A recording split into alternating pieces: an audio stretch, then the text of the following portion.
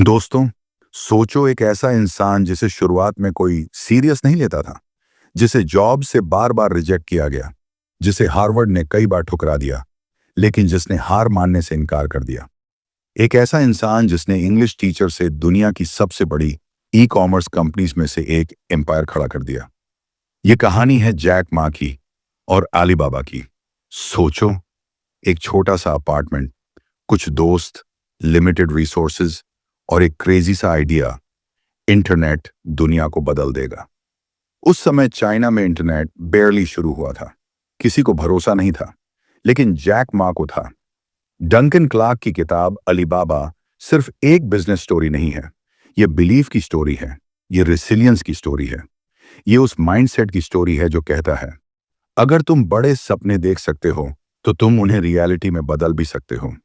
Jack Ma perfect नहीं थे, वह टेक जीनियस नहीं थे, वह कोडिंग नहीं जानते थे, उनके पास MBA नहीं था, लेकिन उनके पास क्लैरिटी थी, विजन था और सबसे बड़ी चीज अनब्रेकेबल बिलीफ। दोस्तों, अलीबाबा की शुरुआत प्रॉफिट से नहीं हुई थी, शुरुआत मिशन से हुई थी, स्मॉल बिजनेसेस को एम्पावर करना।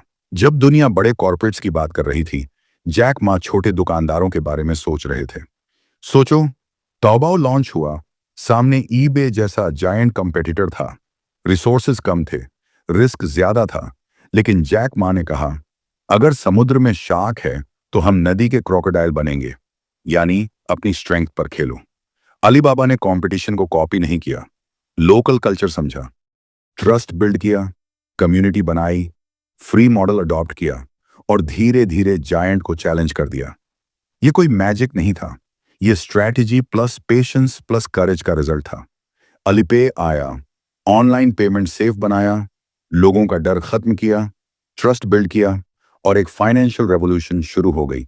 सोचो, जिस देश में लोग ऑनलाइन पेमेंट से डरते थे, वही देश डिजिटल पेमेंट का ग्लोबल लीडर बन गया। अलीबाबा का ग्लोबल IPO हुआ, वॉल स्ट्रीट पर लिस्टिंग हुई। यह सिर्फ बिजनेस सक्सेस नहीं थी, यह प्रूफ था कि अगर तुम स्मॉल बिगिनिंग से शुरू करो और कंसिस्टेंट रहो तो ग्लोबल स्टेज तुम्हारे लिए खुल सकता है। लेकिन दोस्तों, अलीबाबा की असली ताकत सिर्फ रेवेन्यू नहीं थी, उसकी कल्चर थी, उसकी लीडरशिप थी।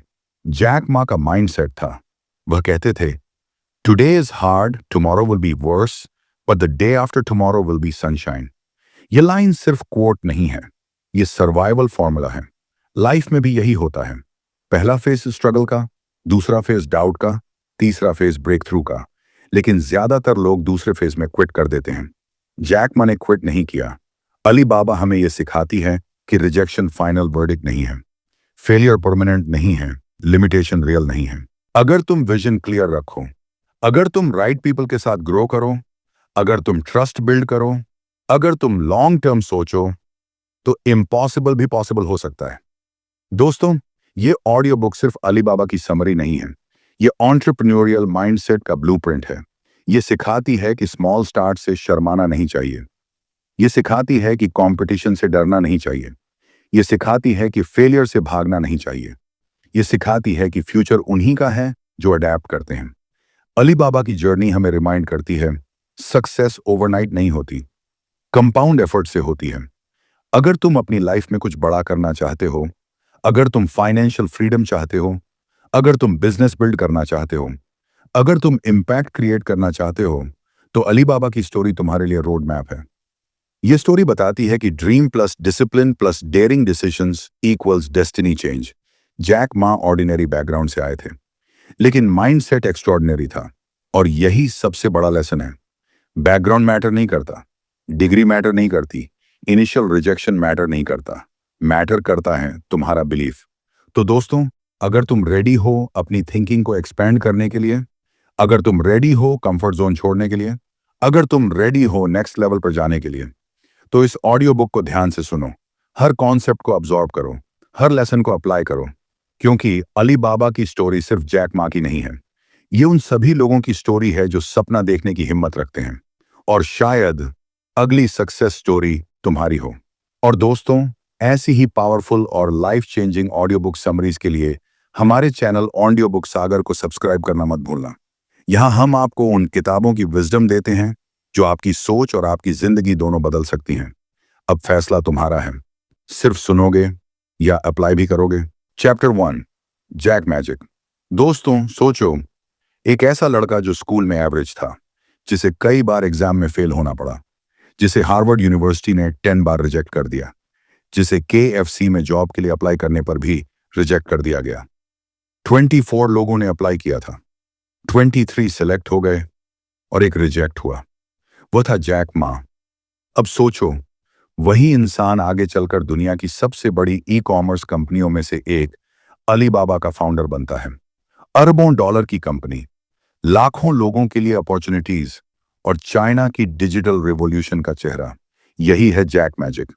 जैक मा की स्टोरी परफेक्ट बैकग्राउंड से नहीं शुरू होती। न पैसा, न पावरफुल कनेक्शंस, न टेक्नोलॉजी डिग्री। वह इंग्लिश टीचर थे, सिंपल लाइफ, लिमिटेड रिसोर्सेज, लेकिन एक चीज अलग थी, belief, vision and unstoppable confidence. Duncan Clark जब अलीबाबा की कहानी बताते हैं तो वह सिर्फ बिजनेस की कहानी नहीं बताते, वह माइंडसेट की कहानी बताते हैं। वह बताते हैं कि जैक मा का मैजिक कोडिंग में नहीं था, टेक्नोलॉजी में नहीं था, मैजिक था लीडरशिप में, स्टोरी टेलिंग में, लोगों को बिलीव करवाने की एबिलिटी में।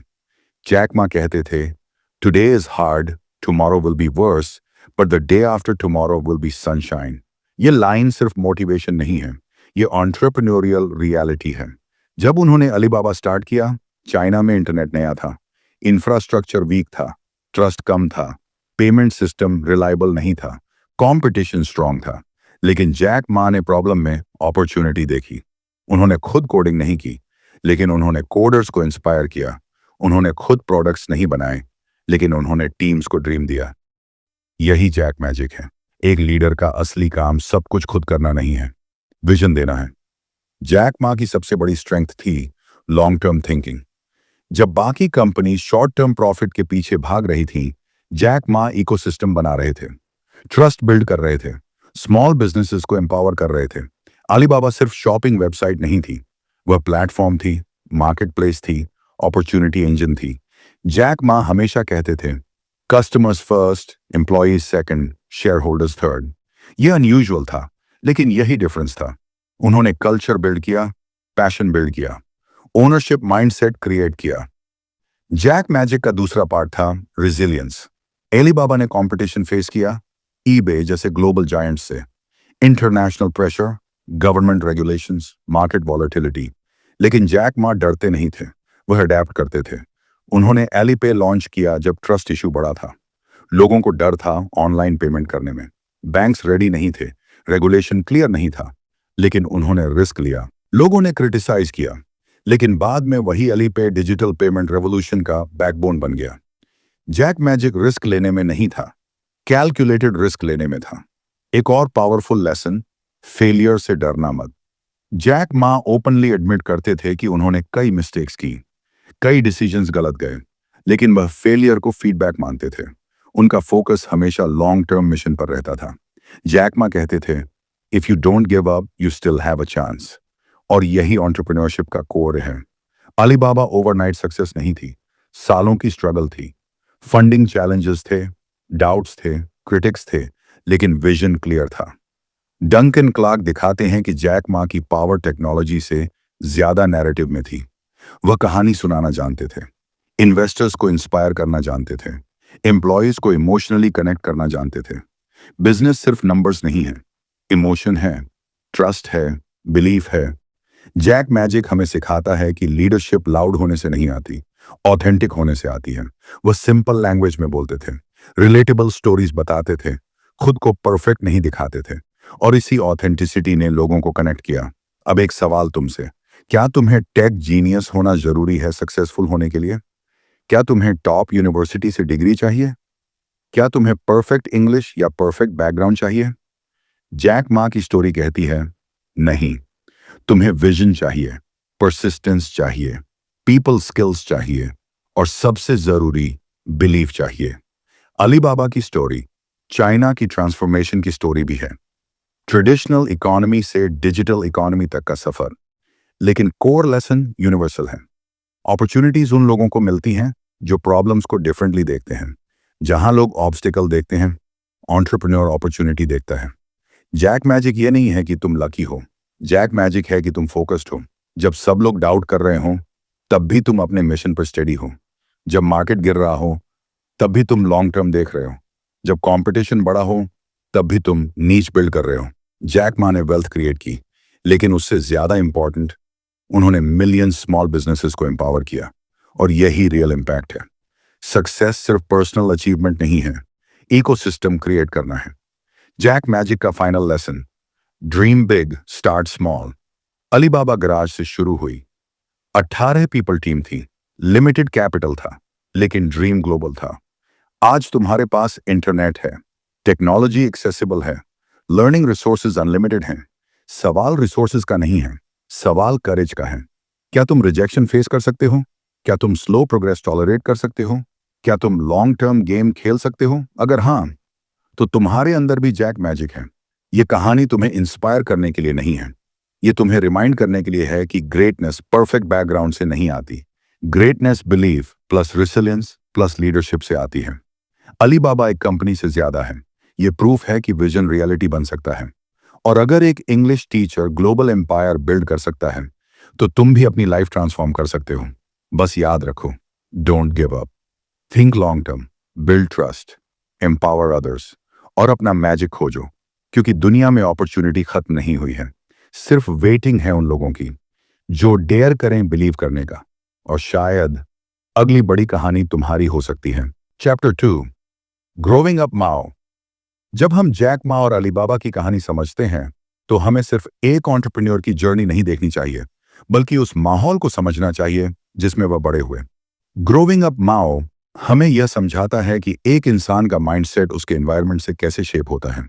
जैक मा का बचपन उस चाइना में बीता जो माओ जेडोंग के दौर से गुजर रहा था। वह समय स्टेबिलिटी का नहीं था, वह समय कंट्रोल, रिस्ट्रिक्शन और लिमिटेड अपॉर्चुनिटीज का था। प्राइवेट बिजनेस लगभग ना के बराबर था। इंडिविजुअल एम्बिशन दबा दी जाती थी। सक्सेस का मतलब पर्सनल ग्रोथ नहीं, कलेक्टिव ओबीडियंस था। ऐसे एनवायरनमेंट में बड़े होना आसान नहीं होता। जब रिसोर्सेस लिमिटेड हो, फ्रीडम लिमिटेड हो और एक्सप्रेशन कंट्रोल्ड हो, तब या तो इंसान हार मान लेता है या फिर अंदर से और मजबूत हो जाता है। जैक मा ने दूसरा रास्ता चुना। उन्होंने अर्ली एज में ही समझ लिया कि अगर सिस्टम तुम्हें ज्यादा नहीं देता, तो तुम्हें खुद अपने लिए रास्ता बनाना होगा। Growing up in Mao era China ने उन्हें डिसिप्लिन सिखाया, पेशेंस सिखाया, अडेप्ट करना सिखाया। जब तुम स्कैरसिटी में बड़े होते हो, तो तुम अपॉर्चुनिटी को अलग नजर से देखते हो। जैक मा के पास लग्जरी नहीं थी, लेकिन क्यूरियोसिटी थी। उनके पास कैपिटल नहीं था, लेकिन हंगर थी। उनके पास पावरफुल बैकग्राउंड नहीं था, लेकिन डिटर्मिनेशन था। ये चैप्टर हमें एक डीप लेसन देता है। एनवायरनमेंट तुम्हें डिफाइन नहीं करता, तुम्हारा रिस्पॉन्स तुम्हें डिफाइन करता है। माओ एरा चाइना में फॉरेन इन्फ्लुएंस लिमिटेड था, इंफॉर्मेशन रिस्ट्रिक्टेड थी, लेकिन जैक मा अलग थे। वह टूरिस्ट से इंग्लिश सीखते थे, फ्री में गाइड बनते थे, सिर्फ इसलिए कि वह दुनिया को समझना चाहते थे। सोचो, जब बाकी लोग बाउंड्रीज एक्सेप्ट कर रहे थे, वह बाउंड्रीज से बाहर देखने की कोशिश कर रहे थे। यही ग्रोथ माइंडसेट है। ग्रोविंग अप माओ हमें दिखाता है कि स्ट्रगल वीकनेस नहीं बनाती, सही माइंडसेट के साथ स्ट्रगल स्ट्रेंथ बन जाती है। जब तुम लिमिटेशन में ग्रो करते हो, तो तुम रिस्क से नहीं डरते, क्योंकि तुमने ऑलरेडी स्कैरसिटी देखी है। जैक मा ने कंट्रोल और रिस्ट्रिक्शन के बीच फ्रीडम का सपना देखा, और वही सपना आगे चलकर अलीबाबा बना। ये चैप्टर हमें सिखाता है कि अगर तुम ऐसे एनवायरनमेंट में हो जहां अपॉर्चुनिटीज कम लगती हैं, तो ये परमानेंट रियलिटी नहीं है। हिस्ट्री चेंज होती है, सिस्टम्स इवॉल्व होते हैं, लेकिन जो इंसान इंटरनली रेडी होता है, वही चेंज का फायदा उठाता है। चाइना ने 1980 के दशक और 1990 के दशक में इकोनॉमिक रिफॉर्म्स देखे। मार्केट ओपन होने लगा, प्राइवेट बिजनेस अलाउ हुआ, टेक्नोलॉजी आई, इंटरनेट आया, लेकिन हर किसी ने उस अपॉर्चुनिटी को नहीं पकड़ा। जैक मा ने पकड़ा। क्यों? क्योंकि उनका माइंडसेट पहले से प्रिपेयर्ड था। Growing up under strict system ने उन्हें रेजिलियंस दी, लॉन्ग टर्म थिंकिंग दी, गवर्नमेंट स्ट्रक्चर समझने की एबिलिटी दी। एंटरप्रेन्योर सिर्फ आइडिया से नहीं बनता, कॉन्टेक्स्ट समझने से बनता है। जैक मा ने सिस्टम को फाइट नहीं किया, सिस्टम को अंडरस्टैंड किया, अडेप्ट किया, नेविगेट किया। ये पावरफुल लेसन है। लाइफ हमेशा फेयर नहीं होगी, सिस्टम परफेक्ट नहीं होगा, कंडीशंस आइडियल नहीं होंगी, लेकिन अगर तुम्हारे अंदर लर्निंग की हंगर है तो तुम एनवायरनमेंट से ऊपर उठ सकते हो। ग्रोविंग अप माओ का एक और लेसन है ह्यूमिलिटी। जैक मा ने गरीबी देखी, रिजेक्शन देखे, लिमिटेड लाइफ देखी, इसलिए जब सक्सेस आई तो वह ग्राउंडेड रहे। उन्होंने स्ट्रगल को कभी नहीं भुलाया। जब तुम हार्डशिप से आते हो तो अप्रिशिएशन डीप होती है। ये चैप्टर हमें रिमाइंड करता है कि सक्सेस अचानक नहीं बनती, वह ईयर्स ऑफ इनविजिबल प्रेपरेशन से बनती है। जैक मा का चाइल्डहुड ग्लैमरस नहीं था, लेकिन वही स्ट्रगल उनकी फाउंडेशन बना। आज अगर तुम अपनी करंट सिचुएशन से फ्रस्ट्रेटेड हो, अगर तुम्हें लगता है कि रिसोर्सेज कम हैं, सपोर्ट कम है, एनवायरनमेंट टफ है, तो ये चैप्टर तुम्हारे लिए है। बिकॉज लिमिटेशन परमानेंट नहीं है, प्रिपरेशन परमानेंट है। अगर तुम आज सीख रहे हो, अडेप्ट कर रहे हो, डिसिप्लिन बिल्ड कर रहे हो, तो जब अपॉर्चुनिटी आएगी तुम रेडी रहोगे। और अपॉर्चुनिटी हमेशा अचानक आती है। इंटरनेट अचानक आया, मार्केट सडनली ओपन हुआ, ग्लोबलाइजेशन तेजी से बढ़ा, लेकिन जिसने ईयर्स से हंगर मेंटेन की थी वही जम कर पाया। ग्रोविंग अप माओ हमें यह भी सिखाता है कि फ्रीडम की वैल्यू वही समझता है जिसने रिस्ट्रिक्शन देखा हो। जैक मा के लिए एंटरप्रेन्योरशिप सिर्फ मनी नहीं था, फ्रीडम था, एक्सप्रेशन था, पॉसिबिलिटी थी, और शायद इसलिए उनका विजन इतना पावरफुल था, क्योंकि वह सिर्फ बिजनेस बिल्ड नहीं कर रहे थे, वह फ्यूचर बिल्ड कर रहे थे। ये चैप्टर तुम्हें यह समझने में मदद करता है कि तुम्हारा पास्ट तुम्हें लिमिट नहीं करता, वह तुम्हें प्रिपेयर करता है। अगर तुमने स्ट्रगल देखा है तो तुम्हारे अंदर ऑलरेडी रेजिलियंस है। अगर तुमने रिजेक्शन फेस किया है तो तुम्हारे अंदर ऑलरेडी टॉलरेंस है। अगर तुम स्कैरसिटी से आए हो तो तुम्हारे अंदर ऑलरेडी हंगर है। और यही इंग्रेडिएंट्स एंटरप्रेन्योरशिप के लिए जरूरी हैं। जैक मा जीनियस पैदा नहीं हुए थे, they were shaped by hardship, shaped by restriction, shaped by curiosity. और यही शेपिंग आगे चलकर अलीबाबा के फाउंडेशन में दिखी। तो आज खुद से पूछो, क्या मैं अपने एनवायरनमेंट को ब्लेम कर रहा हूं या मैं उसे प्रेपरेशन ग्राउंड बना रहा हूं? ग्रोइंग अप माओ हमें सिखाता है परिस्थितियां तुम्हें रोकने के लिए नहीं, मजबूत बनाने के लिए आती हैं। अगर तुम अभी स्ट्रगल में हो तो ये तुम्हारा ट्रेनिंग फेज है। Stay curious, stay hangry, stay patient, क्योंकि जब डोर खुलेगा तो तैयार वही होगा जिसने अंदर से खुद को ग्रो किया हो। और शायद तुम्हारी करंट सिचुएशन भी तुम्हें किसी बड़े फ्यूचर के लिए शेप कर रही है, बस तुम्हें हार नहीं माननी है। Chapter 3, a world opening up. जब हम ए वर्ल्ड ओपनिंग अप की बात करते हैं तो हम सिर्फ चाइना के इकोनॉमिक रिफॉर्म्स की बात नहीं कर रहे। हम उस पल की बात कर रहे हैं जब एक बंद दरवाजा धीरे धीरे खुलना शुरू हुआ, और जिसने देखने की हिम्मत की उसने फ्यूचर देख लिया। जैक मा एक ऐसे समय में बड़े हुए जब चाइना धीरे धीरे दुनिया के लिए ओपन हो रहा था। 1980 के दशक और 1990 के दशक में रिफॉर्म शुरू हुए। फॉरेन कंपनीज आने लगी, इंटरनेट ने दस्तक दी, ग्लोबल ट्रेड का कॉन्सेप्ट मजबूत होने लगा। लेकिन याद रखो, जब दुनिया खुलती है तो हर कोई रेडी नहीं होता। अपॉर्चुनिटी सबके सामने आती है, लेकिन उसे पहचानने के लिए विजन चाहिए। जैक मा के पास यही विजन था। जब पहली बार उन्होंने इंटरनेट देखा तो वह शॉक थे। उन्होंने सर्च किया चाइना, और ऑलमोस्ट कोई रिजल्ट नहीं था। उस मोमेंट में उन्होंने गैप देखा, उन्होंने खाली जगह देखी, उन्होंने फ्यूचर देखा।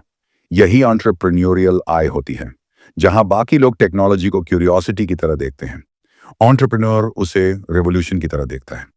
ए वर्ल्ड ओपनिंग अप हमें यह समझाता है कि टाइमिंग पावरफुल होती है, लेकिन टाइमिंग अकेले कुछ नहीं करती।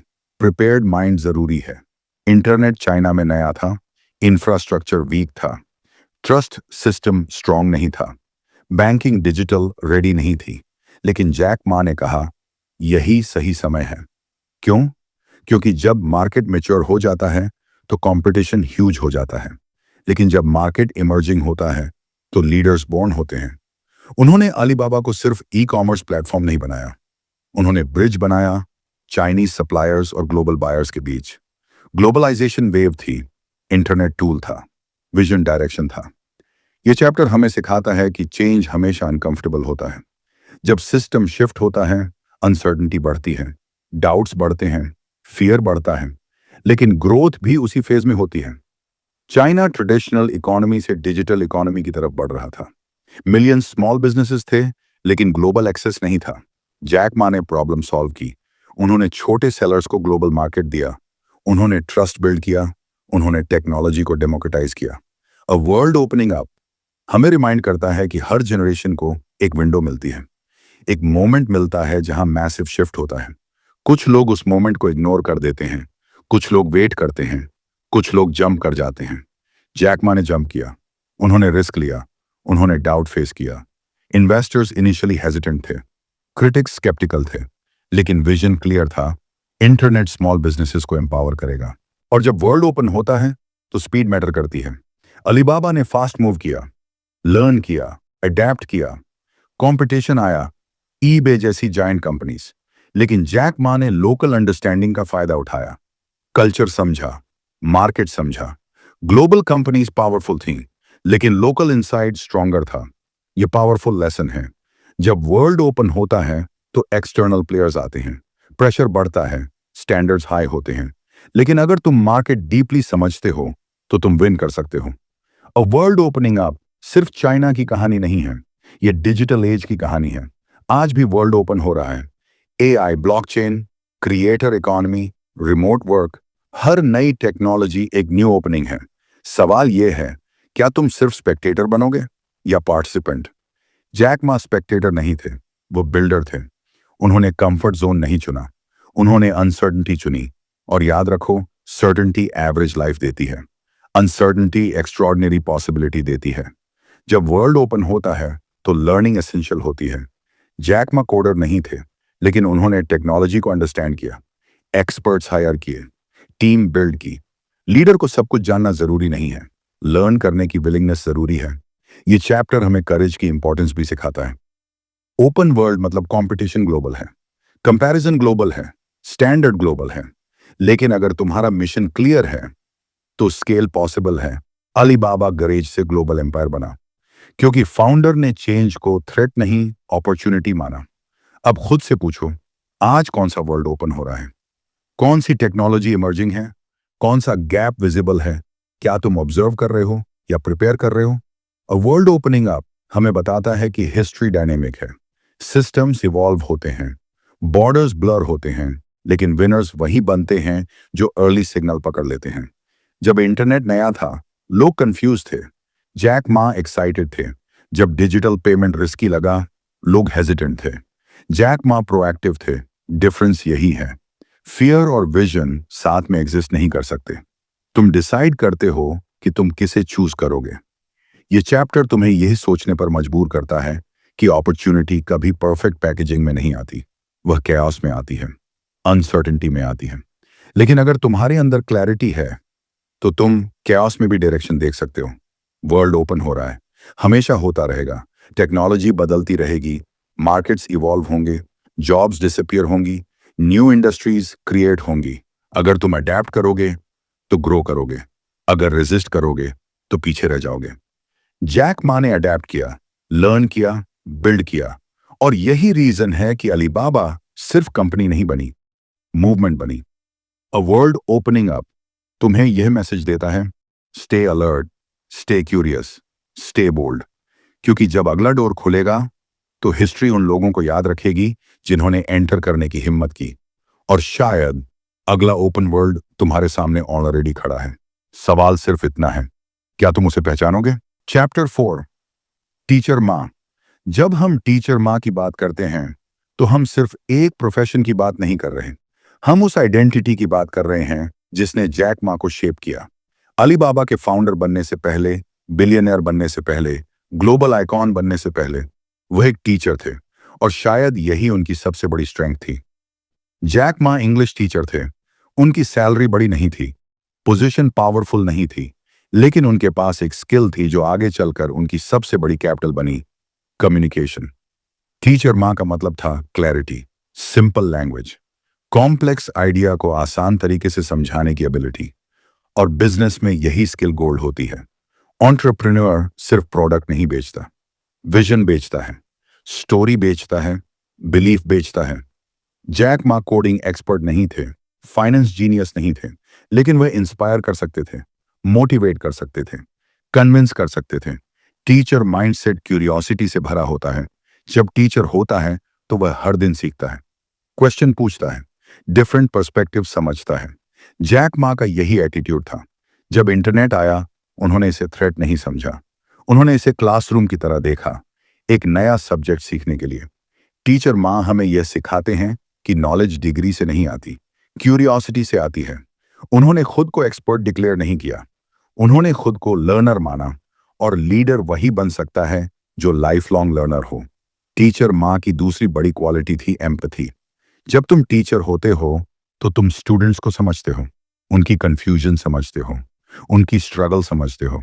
जैक मा ने अलीबाबा बिल्ड करते समय यही अप्रोच अपनाई। उन्होंने स्मॉल बिजनेसेस की प्रॉब्लम समझी, ट्रस्ट इशू समझा, पेमेंट डिफिकल्टी समझी। उन्होंने सोल्यूशन ऐसे डिजाइन किया जैसे टीचर लेसन डिजाइन करता है, सिंपल, प्रैक्टिकल, रिलेटेबल। टीचर माँ का स्टाइल एनर्जेटिक था। वह स्टेज पर खड़े होकर पैशन से बोलते थे, जोक्स करते थे, स्टोरीज सुनाते थे। बिजनेस मीटिंग भी उनके लिए क्लासरूम थी। वह इन्वेस्टर्स को एक्सप्लेन करते थे, एम्प्लॉयज को इंस्पायर करते थे, मीडिया को नैरेटिव देते थे। और यही नैरेटिव अलीबाबा को सिर्फ कंपनी से ब्रांड बनाता है। टीचर माँ हमें यह भी सिखाते हैं कि लीडरशिप अथॉरिटी से नहीं आती, इन्फ्लुएंस से आती है। अथॉरिटी पोजीशन देती है, इन्फ्लुएंस बिलीफ देता है। जैक मा ने इन्फ्लुएंस बिल्ड किया। उन्होंने अपनी टीम को मिशन दिया, एम्प्लॉयज को ड्रीम दिया, कस्टमर्स को होप दिया। जब कंपनी ग्रो हुई, कल्चर स्ट्रांग रहा। क्यों? क्योंकि फाउंडर टीचर था। टीचर कंट्रोल नहीं करता, गाइड करता है।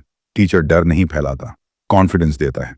टीचर क्रिटिसाइज नहीं करता, इंप्रूव कराता है। जैक मा का अप्रोच यही था। उन्होंने मिस्टेक्स एक्सेप्ट की, फेलियर्स ओपनली डिस्कस किए, टीम को ब्लेम नहीं किया, लर्निंग कल्चर क्रिएट किया। ये एंटरप्रेन्योरियल गोल्ड है। टीचर माँ हमें एक और लेसन देते हैं, सिंप्लिसिटी। बिजनेस कॉम्प्लिकेटेड हो सकता है, मार्केट कॉम्प्लेक्स हो सकता है, लेकिन मैसेज सिंपल होना चाहिए।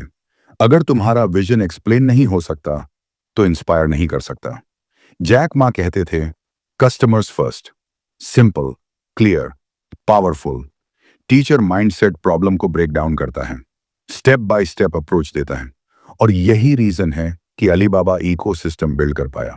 अब खुद से पूछो, क्या तुम लाइफ में स्टूडेंट हो या टीचर माइंडसेट रखते हो? क्या तुम सिर्फ कंज्यूम कर रहे हो या एक्सप्लेन भी कर सकते हो? नॉलेज तब पावरफुल बनती है जब तुम उसे शेयर कर सकते हो। टीचर माँ हमें रिमाइंड करते हैं कि कम्युनिकेशन वेल्थ क्रिएट कर सकती है। अगर तुम बोल सकते हो, कन्विंस कर सकते हो, इंस्पायर कर सकते हो, तो तुम अपॉर्चुनिटी अट्रैक्ट कर सकते हो। और याद रखो, जैक मा इंट्रोवर्ट बैकग्राउंड से आए थे, परफेक्ट इंग्लिश नहीं थी, हार्वर्ड रिजेक्ट कर चुका था, लेकिन कॉन्फिडेंस था। कॉन्फिडेंस प्रैक्टिस से आता है। उन्होंने टूरिस्ट से बात की, इंग्लिश प्रैक्टिस की, स्टेज पर बोले, रिस्क लिया, और धीरे धीरे टीचर ग्लोबल स्पीकर बन गया। टीचर माँ हमें यह भी सिखाते हैं कि हम्बल रहना जरूरी है। जब सक्सेस आई, वह प्लेफुल रहे, रिलेटेबल रहे, एक्सेसिबल रहे। उन्होंने खुद को सुपीरियर नहीं दिखाया, क्योंकि टीचर हमेशा सीखने को रेडी रहता है। यह चैप्टर तुम्हें एक डीप रियलाइजेशन देता है। तुम्हारी करंट आइडेंटिटी परमानेंट नहीं है। आज तुम स्टूडेंट हो सकते हो, टुमारो लीडर बन सकते हो। आज तुम एम्प्लॉई हो सकते हो, टुमारो फाउंडर बन सकते हो। लेकिन फाउंडेशन माइंडसेट से बनती है। टीचर माँ माइंडसेट अडॉप्ट करो। Stay curious, stay humble, stay expressive, stay connected. Business सिर्फ प्रोडक्ट का गेम नहीं है, पीपल का गेम है। और पीपल कनेक्ट कम्युनिकेशन से होते हैं। अगर तुम इंस्पायर कर सकते हो तो बिल्ड कर सकते हो। अगर तुम एक्सप्लेन कर सकते हो तो स्केल कर सकते हो। अगर तुम बिलीफ क्रिएट कर सकते हो तो एम्पायर बना सकते हो। जैक मा बिलियनियर इसलिए नहीं बने क्योंकि वह टेक एक्सपर्ट थे। वह बिलियनियर बने क्योंकि वह स्टोरी टेलर थे, टीचर थे, लीडर थे। और शायद यही सबसे पावरफुल लेसन है, नॉलेज अलोन पावर नहीं है। Knowledge plus communication plus vision equals transformation. Teacher माँ हमें याद दिलाते हैं कि लीडरशिप क्लासरूम से शुरू हो सकती है। और अगर एक simple English teacher global business icon बन सकता है, तो तुम्हारे अंदर भी पोटेंशियल है। बस तुम्हें सीखना बंद नहीं करना है। और जब तुम सीखते रहोगे, सिखाते रहोगे, इंस्पायर करते रहोगे, तब तुम्हारी जर्नी भी ऑर्डिनरी से एक्स्ट्रॉर्डिनरी बन सकती है। Chapter 5, from China yellow pages to the internet. जब हम from China yellow pages to the internet की बात करते हैं, तो हम उस टर्निंग पॉइंट की बात कर रहे हैं जहां एक सिंपल आइडिया ने एक पूरी डिजिटल रेवोल्यूशन की फाउंडेशन रखी। यह वह मोमेंट था जब जैक मा ने पहली बार इंटरनेट की असली पावर को समझा और डिसाइड किया कि वह स्पेक्टेटर नहीं, बिल्डर बनेंगे। जैक मा ने शुरुआत चाइना येलो पेजेस से की। यह एक बेसिक ऑनलाइन डायरेक्टरी जैसा कंसेप्ट था। उस समय चाइना में इंटरनेट लगभग अननोन था। लोगों को समझ ही नहीं था कि वेबसाइट क्या होती है, ईमेल क्या है, ऑनलाइन प्रेजेंस क्यों जरूरी है। इमेजिन करो, तुम ऐसे मार्केट में बिजनेस स्टार्ट कर रहे हो जहां कस्टमर को प्रोडक्ट का कॉन्सेप्ट ही समझाना पड़ रहा है। यही चैलेंज था। चाइना येलो पेजेस कोई मैसिव सक्सेस नहीं थी। रिसोर्सेज लिमिटेड थे, इंफ्रास्ट्रक्चर वीक था, अवेयरनेस लो थी, रेवेन्यू कंसिस्टेंट नहीं था। लेकिन यही एक्सपेरिमेंट था, यही लर्निंग ग्राउंड था। जैक मा ने इंटरनेट को फ्यूचर की तरह देखा। उन्होंने महसूस किया कि इंफॉर्मेशन डिजिटल होगी, बिजनेस ऑनलाइन शिफ्ट होगा, बॉर्डर्स इररेलेवेंट हो जाएंगे। लेकिन जब तुम फ्यूचर देखते हो तो प्रेजेंट अक्सर तुम्हें डिस्करेज करता है। चाइना येलो पेजेस स्ट्रगल कर रही थी। गवर्नमेंट सपोर्ट अनक्लियर था, मार्केट इमेच्योर था। लेकिन यह फेलियर नहीं था, यह फाउंडेशन था। एंटरप्रेन्योरशिप में फर्स्ट अटेम्प्ट रेयरली परफेक्ट होता है, लेकिन फर्स्ट अटेम्प्ट क्लैरिटी देता है। जैक मा ने येलो पेजेस से सीखा, मार्केट एजुकेशन जरूरी है, ट्रस्ट बिल्ड करना जरूरी है, टाइमिंग क्रिटिकल है।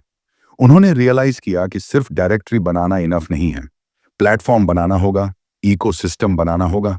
और यहीं से अलीबाबा का सीड मजबूत हुआ। From China yellow pages to the internet हमें एक पावरफुल लेसन देता है। एवोल्यूशन जरूरी है। अगर तुम्हारा पहला आइडिया स्केल नहीं कर रहा तो पिवट करो, अडेप्ट करो, लर्न करो। जैक मा ने स्टबर्ननेस नहीं दिखाई, उन्होंने ग्रोथ माइंडसेट दिखाया। उन्होंने गवर्नमेंट जॉब छोड़ने का रिस्क लिया, स्टेबल इनकम छोड़ी, अनसर्टेनिटी चूज की। रिस्क अनकंफर्टेबल होता है, लेकिन कंफर्ट जोन ग्रोथ नहीं देता। येलो पेजेस फेस ने उन्हें मार्केट की रियलिटी दिखाई। उन्होंने देखा कि चाइनीज बिजनेसेस ग्लोबल मार्केट तक पहुंचने के लिए रेडी हैं, लेकिन टूल्स नहीं हैं। उन्होंने गैप देखा। इंटरनेट सिर्फ इंफॉर्मेशन शेयरिंग नहीं था, ट्रेड एनेबल करने का टूल था। और यहीं से अलीबाबा कॉन्सेप्ट स्ट्रॉन्गर हुआ। इस चैप्टर का डीप मैसेज है, स्मॉल स्टार्ट को अंडर एस्टिमेट मत करो। China yellow pages world changing company नहीं थी, लेकिन वर्ल्ड चेंजिंग फाउंडर बना रही थी। हर एक्सपीरियंस कंपाउंड होता है, हर फेलियर फीडबैक देता है, हर एक्सपेरिमेंट नेक्स्ट लेवल के लिए प्रिपेयर करता है। जैक मा अगर येलो पेजेस ट्राई नहीं करते तो शायद अलीबाबा का स्ट्रक्चर इतना क्लियर नहीं होता। यह हमें यह भी सिखाता है कि टाइमिंग परफेक्ट नहीं होती, टाइमिंग बिल्ड करनी पड़ती है। जब उन्होंने येलो पेजेस स्टार्ट की, मार्केट रेडी नहीं था। जब उन्होंने अलीबाबा लॉन्च किया, मार्केट स्लाइटली मोर रेडी था, इंफ्रास्ट्रक्चर बेटर था, अवेयरनेस इंप्रूव हुई थी। अपॉर्चुनिटी ऑफ्टन सेकंड अटेम्प्ट में मैच्योर होती है, लेकिन अगर तुम फर्स्ट अटेम्प्ट में क्विट कर देते हो तो सेकंड अटेम्प्ट एग्जिस्ट ही नहीं करता। जैक मा ने क्विट नहीं किया, उन्होंने इंटरनेट वेव को सीरियसली लिया। 1990 के दशक में इंटरनेट ग्लोबल लेवल पर एक्सप्लोड कर रहा था, सिलिकॉन वैली राइज कर रहा था, .com बूम शुरू हो रहा था। लेकिन चाइना में अभी भी स्केप्टिसिज्म था। जैक मा ने ग्लोबल ट्रेंड ऑब्जर्व किया, लोकल मार्केट समझा, दोनों को कनेक्ट किया। यह एंटरप्रेन्योरियल इंटेलिजेंस है। ग्लोबल सिग्नल पकड़ो, लोकल सॉल्यूशन बनाओ। चाइना येलो पेजेस ने उन्हें communication, selling, pitching, team building सिखाया। अलीबाबा लॉन्च करते समय वह नाइव नहीं थे, प्रिपेयर्ड थे। इस चैप्टर में करेज की भी बात है। स्टेबल जॉब छोड़ना इजी नहीं होता, स्पेशली जब फैमिली रिस्पॉन्सिबिलिटी हो। लेकिन अगर तुम्हारा विजन बिगर है तो टेम्पररी सिक्योरिटी सैक्रिफाइस करनी पड़ती है। जैक मा ने शॉर्ट टर्म कंफर्ट छोड़ा, लॉन्ग टर्म इम्पैक्ट चूज किया। ये हर एस्पायरिंग एंटरप्रेन्योर के लिए मैसेज है। अगर तुम बिगर गेम खेलना चाहते हो तो स्मॉल सेफ्टी नेट से बाहर निकलना पड़ेगा। कैलकुलेटेड रिस्क लो, ब्लाइंड रिस्क नहीं। येलो पेजेस ब्लाइंड रिस्क नहीं था, इट वॉज कैलकुलेटेड एक्सप्लोरेशन। उन्होंने एक्सपेरिमेंट किया, डेटा गैदर किया, मार्केट टेस्ट किया, और जब क्लैरिटी मिली तो स्केल किया। यह चैप्टर तुम्हें यह सोचने पर मजबूर करता है, क्या तुम्हारा करंट स्ट्रगल तुम्हें नेक्स्ट लेवल के लिए प्रिपेयर कर रहा है? क्या तुम्हारा स्मॉल प्रोजेक्ट फ्यूचर एम्पायर का सीड हो सकता है? Never under estimate humble beginnings. Alibaba garage से शुरू हुई, येलो पेजेस स्मॉल ऑफिस से शुरू हुई, लेकिन माइंडसेट ह्यूज था। इंटरनेट उस समय न्यू फ्रंटियर था। आज AI, digital creator economy, blockchain new frontier है। हिस्ट्री रिपीट होती है, जो अर्ली अडॉप्ट करते हैं वही फ्यूचर शेप करते हैं। From China yellow pages to the internet हमें याद दिलाता है, start small, learn fast, adapt quickly, think big. अगर पहला आइडिया फेल हो तो लेसन लो, आइडेंटिटी को फेल मत होने दो। जैक मा एंटरप्रेन्योर इसलिए बने क्योंकि उन्होंने फेलियर को लेबल नहीं बनाया, फीडबैक बनाया। आज तुम्हारे पास इंटरनेट है, लर्निंग फ्री है, टूल्स एक्सेसिबल हैं, डिफरेंस सिर्फ एक्शन का है। क्या तुम एक्सपेरिमेंट करने के लिए रेडी हो? क्या तुम इवॉल्व करने के लिए रेडी हो? क्या तुम फर्स्ट वर्जन इम्परफेक्ट होने के बावजूद लॉन्च कर सकते हो? बिकॉज एम्पायर वर्जन 1.0 से शुरू होता है। अलीबाबा भी 1.0 से शुरू हुई थी। और अगर एक simple directory experiment global marketplace का फाउंडेशन बन सकता है, तो तुम्हारा करंट स्मॉल स्टेप भी फ्यूचर ब्रेक थ्रू बन सकता है। बस मूव करना बंद मत करो, बिकॉज कभी कभी छोटी शुरुआत ही सबसे बड़ी कहानी की शुरुआत होती है। Chapter 6, Alibaba is born. अब वह मोमेंट आता है जहां सपना आइडिया से रियलिटी बनता है। अलीबाबा इज बॉर्न सिर्फ एक कंपनी की शुरुआत नहीं है, यह करेज, बिलीफ और कलेक्टिव विजन की कहानी है। यह वह पल है जब एक सिंपल अपार्टमेंट में बैठकर 18 लोग एक ऐसे फ्यूचर पर विश्वास कर रहे थे जिसे बाकी दुनिया अभी देख भी नहीं पा रही थी। साल था 1999। चाइना में इंटरनेट अभी भी नया था, इंफ्रास्ट्रक्चर परफेक्ट नहीं था, फंडिंग लिमिटेड थी, एक्सपीरियंस कम था, लेकिन हंगर बहुत बड़ी थी। जैक मा ने अपने अपार्टमेंट में फ्रेंड्स और बिलीवर्स को बुलाया। कोई फैंसी ऑफिस नहीं, कोई कॉर्पोरेट सेटअप नहीं, सिर्फ पैशन, सिर्फ विजन।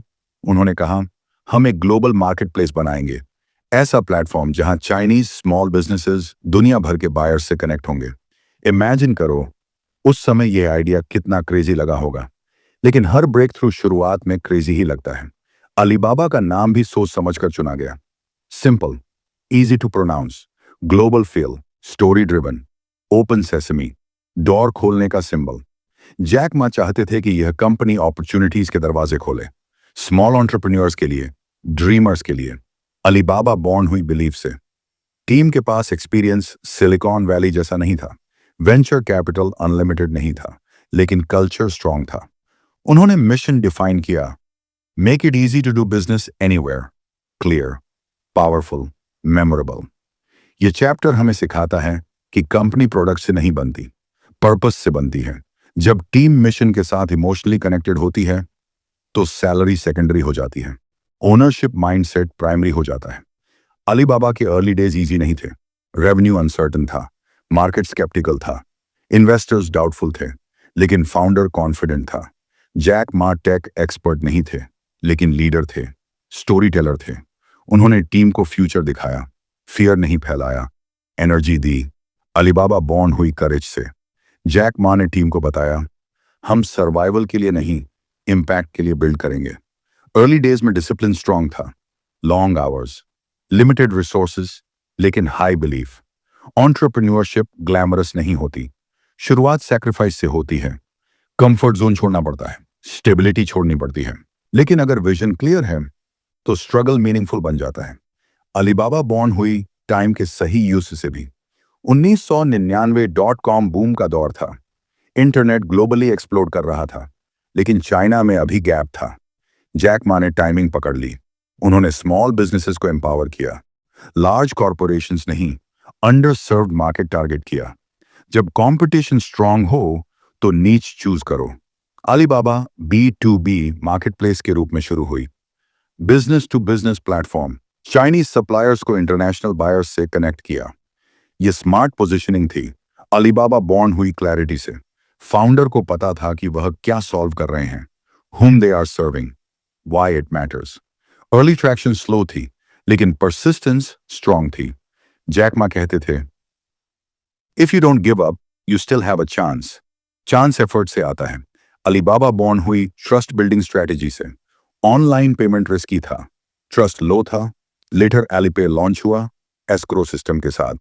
बायर का पैसा सेफ रहेगा जब तक प्रोडक्ट रिसीव ना हो जाए। ट्रस्ट डिजिटल कॉमर्स का बैकबोन है। अलीबाबा सिर्फ वेबसाइट नहीं थी, ट्रस्ट मशीन थी।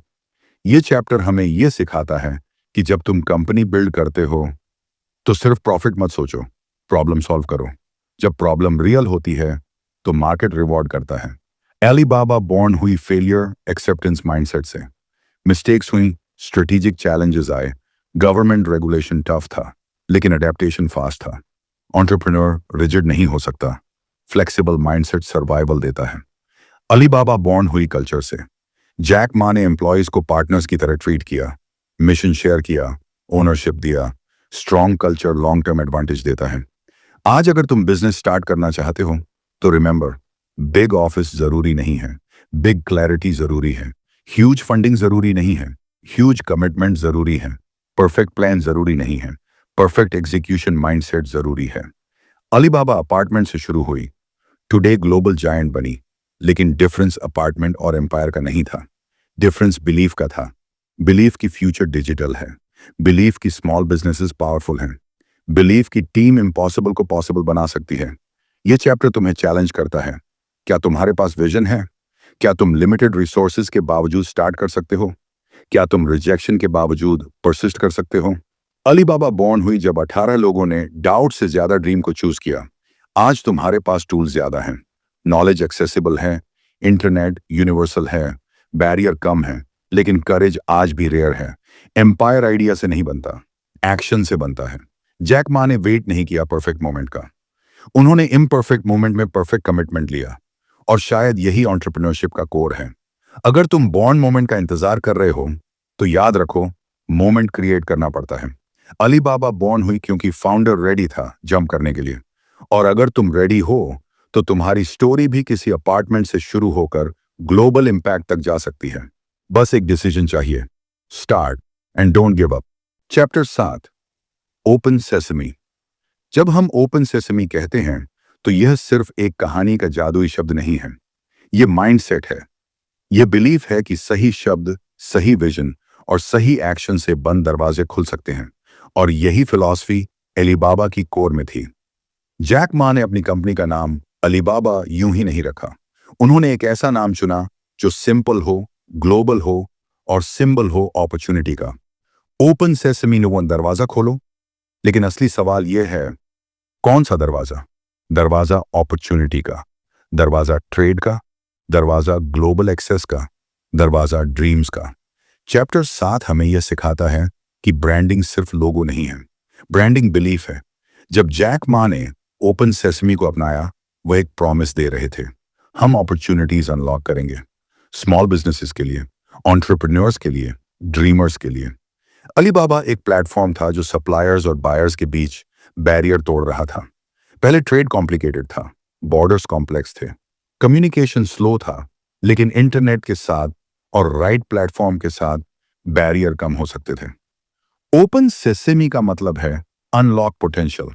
हर इंसान के अंदर पोटेंशियल है, हर स्मॉल बिजनेस के अंदर ग्रोथ है, लेकिन एक्सेस नहीं होता, विजिबिलिटी नहीं होती। अलीबाबा ने विजिबिलिटी दी। इमेजिन करो एक छोटे चाइनीज मैन्युफैक्चरर को जो पहले सिर्फ लोकल मार्केट तक सीमित था, अब वह ग्लोबल बायर से कनेक्ट कर सकता है एक क्लिक से। यह सिर्फ टेक्नोलॉजी नहीं है, यह एम्पावरमेंट है। जैक मा समझते थे कि अपॉर्चुनिटी सेंट्रलाइज्ड नहीं रहनी चाहिए, डेमोक्रेटाइज्ड होनी चाहिए। ओपन सेसमी एक साइकोलॉजिकल ट्रिगर भी था। यह रिमाइंडर था कि माइंडसेट बैरियर को तोड़ सकता है।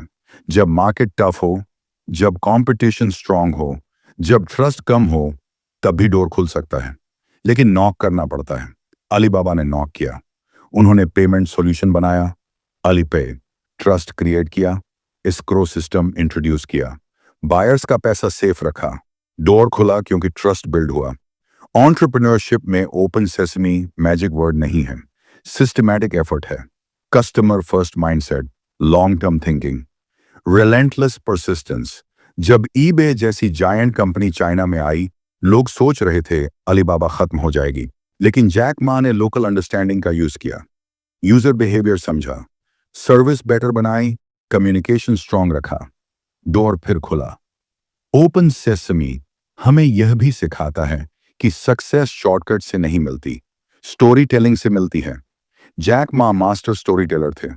उन्होंने इन्वेस्टर्स को फ्यूचर दिखाया, एम्प्लॉयज को मिशन दिखाया, कस्टमर्स को पॉसिबिलिटी दिखाया। जब लीडर फ्यूचर क्लियर दिखाता है तो टीम फियर भूल जाती है। अलीबाबा सिर्फ कंपनी नहीं बनी, मूवमेंट बनी। ओपन सेसमी माइंडसेट कहता है, अगर डोर बंद है तो नया डोर बनाओ। ऑब्स्टिकल एक्सक्यूज नहीं है, इनोवेशन का इनविटेशन है। जब बैंक्स हेजिटेंट थे ऑनलाइन पेमेंट के लिए, अलीबाबा ने खुद सॉल्यूशन बनाया।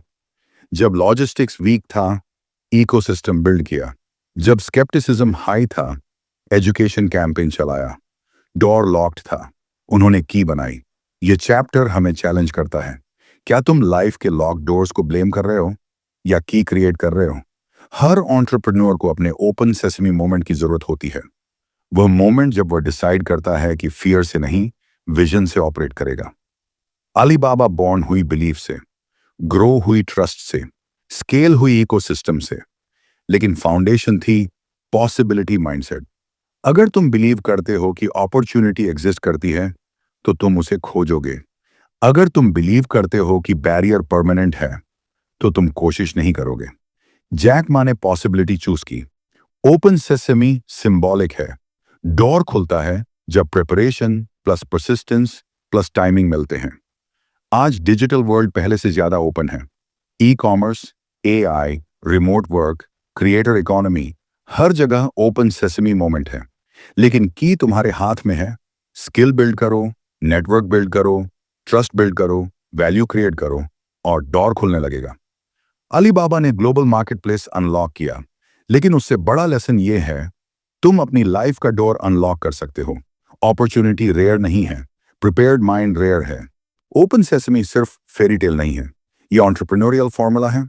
जब तुम रेडी हो रिस्क लेने के लिए, रेडी हो लर्न करने के लिए, रेडी हो अडेप्ट करने के लिए, तब डोर इवेंचुअली खुलता है।